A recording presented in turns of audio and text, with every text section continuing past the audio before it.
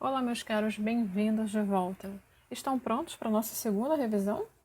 Então, nessa aula, nós vamos revisar os pontos principais da hidrografia brasileira e dos climas do Brasil. Então, vamos relembrar qual é o conceito de bacia hidrográfica. Uma bacia hidrográfica é a área abrangida por um rio e seus afluentes e subafluentes. Normalmente, os afluentes se formam pelos vários desníveis do terreno durante o percurso que dividem as águas, formando a bacia hidrográfica.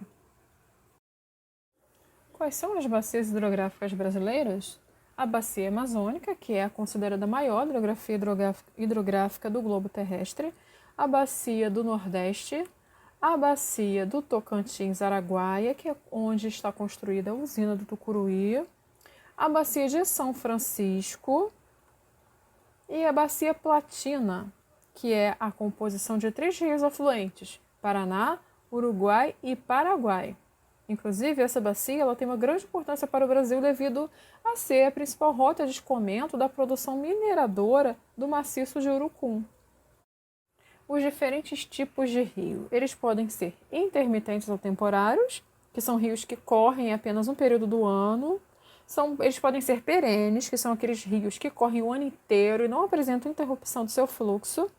E os rios podem ser efêmeros, que são aqueles que se manifestam apenas em ocasiões de grandes chuvas, sendo do tipo pouco comum e de previsão pouco efetiva. Sobre os aquíferos, nós temos 2 aquíferos principais no nosso país, que é o aquífero Guarania e o aquífero Alter do Chão. Nós temos os principais fatores climáticos, como altitude, que nos leva a concluir que quanto maior a altitude, menor as temperaturas, e quanto mais próximo ao nível do mar, maiores as temperaturas, A gente está falando aí de pressão atmosférica, que quando em regiões mais altas, a pressão atmosférica ela costuma ser menor.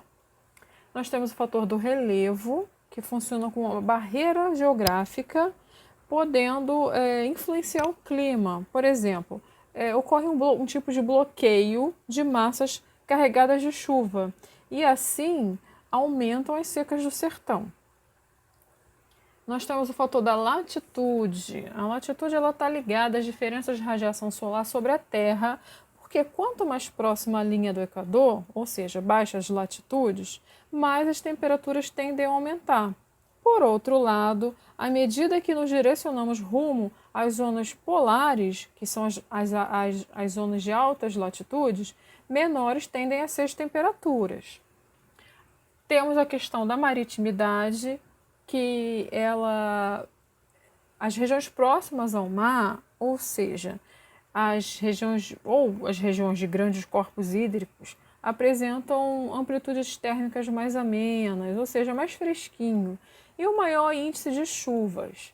Já a continentalidade é o contrário da maritimidade, ela provoca menor índice de chuvas em terrenos afastados das regiões litorâneas. As correntes marítimas, elas apresentam condições específicas de temperatura, influenciando diretamente o clima, ou seja, em regiões em que o mar é mais quente, por exemplo, a evaporação aumenta e eleva a umidade. E aí o que acontece? Se dispersa para as outras regiões.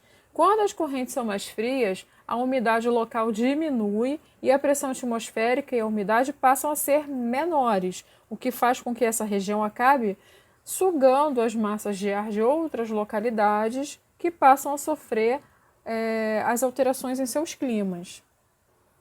Além disso, temos as massas de ar, que, em função das diferenças de pressão atmosférica, temos uma movimentação do ar. Quando esse movimento ocorre em blocos de ar com a mesma temperatura e umidade, formam-se as massas de ar, que transferem suas características para o clima dos locais por onde passam. Massas de ar frio e úmido, por exemplo, são responsáveis por diminuírem as temperaturas e aumentarem a umidade, e o encontro entre 2 massas diferentes forma as frentes de ar.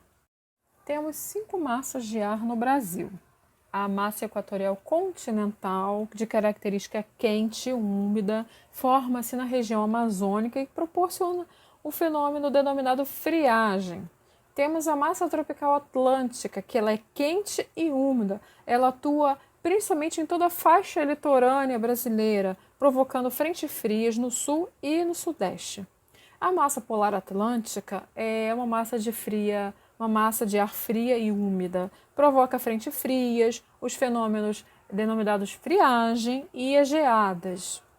A massa equatorial atlântica é quente e úmida e atua em parte do norte e nordeste brasileiro, provocando chuvas de alta intensidade. A massa tropical continental é uma massa quente seca, que associada ao Chaco paraguaio, atua no centro-oeste, com a alternância das estações, ocorrendo períodos chuvosos e períodos secos também. Por hoje é só. Guardo vocês para a próxima aula. Agradeço a atenção. Até breve.